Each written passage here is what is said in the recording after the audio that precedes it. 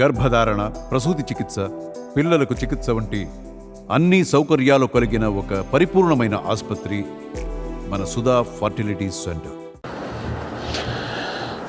ఒక విషయం ప్రస్తుతం చర్చలో నడుస్తున్నది ఏంటి అంటే, ప్రస్తుత ముఖ్యమంత్రి, గతంలో ప్రతిపక్ష నేత చంద్రబాబు నాయుడుకి సంబంధించి గత ప్రభుత్వం ఆయన మీద పెట్టినటువంటి కేసులు, స్కిల్ డెవలప్మెంట్ కేసు, అంగళ్ళ అల్లర్ల case, inner ring road alignment case, అలాగే అసైన్డ్ భూములకు సంబంధించినటువంటి కేసు, మద్యంకి సంబంధించినటువంటి కేసు. సో ఇలాంటి కేసులు ఏవైతే ఉన్నాయో ఇవి ఇట్లా ఆయన ఆల్రెడీ కొన్నాళ్ళు రాజమండ్రి సెంట్రల్ జైల్లో రిమాండ్ ఖైదీగా ఉండటం జరిగింది. తర్వాత ఆయన బెయిల్ తెచ్చుకోవటం జరిగింది. బెయిల్ మీదే ఉన్నారు ప్రస్తుతం. సో వీటికి సంబంధించినటువంటి కేసులు ఇంకా ఒక కొలిక్కి రాలేదు, ఛార్జ్షీట్లు వేయలేదు. అది జరుగుతూ ఉన్నాయి. ఈలో ప్రభుత్వం మారింది. సో వీటన్నిటికీ సంబంధించి గత ప్రభుత్వం ఏసీబీ, సిఐడి, సిట్ వీటిని ఉపయోగించడం జరిగింది. అయితే అప్పట్లోనే ఉండవల్లి అరుణ్ కుమార్ ఏపీ హైకోర్టులో ఒక పిల్ వేయటం జరిగింది. ఈ పిల్ ఏంటంటే, దీంట్లో 44 మందిని ప్రతివాదులుగా చేరుస్తూ ఏపీ సిఐడితో సహా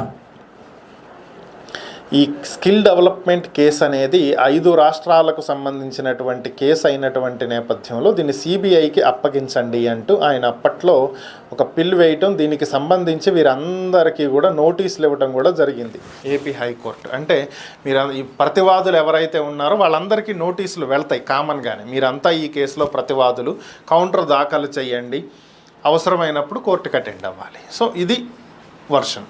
సో అయితే ఎప్పుడైతే ఏపీలో ప్రభుత్వం మారిందో, ఒక జర్నలిస్ట్, ఒక పాత్రికేయుడు ఏపీ హైకోర్టులో మరొకసారి పిల్ వేశాడు. ఏంటి, గతంలో ఉన్నది వైసీపీ ప్రభుత్వం, ప్రస్తుతం ప్రభుత్వం మారి చంద్రబాబు నాయుడు ముఖ్యమంత్రి అయ్యాడు. ఆయన మీదే ఈ కేసులు విచారణ ఉన్నటువంటి నేపథ్యంలో, ఆయనే ముఖ్యమంత్రి అయినటువంటి నేపథ్యంలో విచారణ సరిగ్గా జరుగుతుంది అనేటువంటి అవకాశం లేదు కాబట్టి ఈ కేసుని సిబిఐకి అప్పగించండి అని. సో దీనికి సంబంధించి కూడా కౌంటర్ దాఖలు చేయాలని చెప్పి ఏపీ హైకోర్టు నోటీసులు పంపించడం జరిగింది. సో అయితే మరి ఇక్కడ ఏం జరుగుతుంది?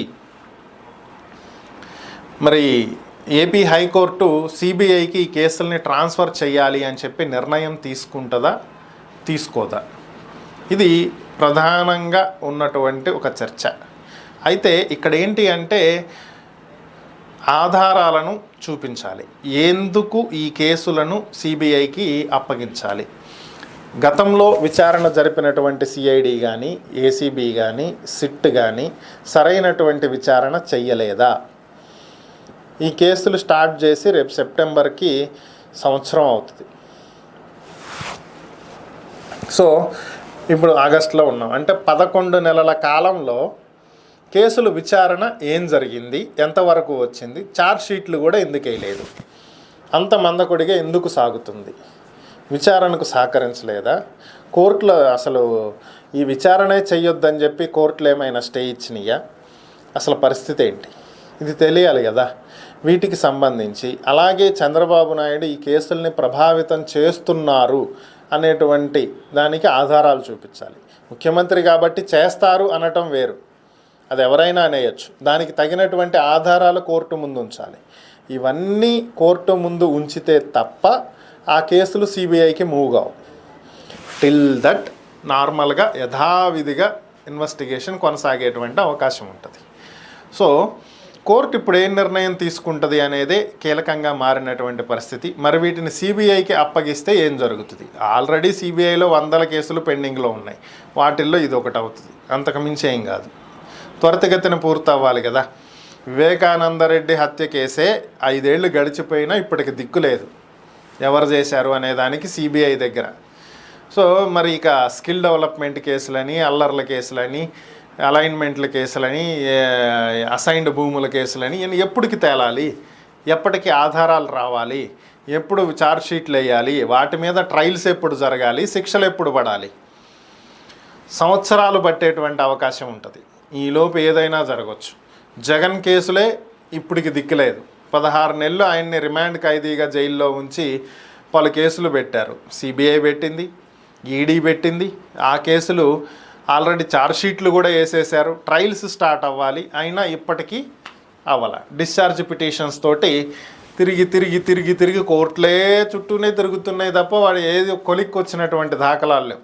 రేపు ఈ కేసులో అయినా అదే పరిస్థితి, ఏది ఒక కొలిక్కి రాదు. సో కాబట్టి ఇప్పట్లో వీటి మీద న్యాయం జరిగేటువంటి అవకాశం కానీ, అసలు దోషులు ఎవరనేది తేలేటువంటి అవకాశం కానీ ఇప్పట్లో ఉండదు. అది పరిస్థితి.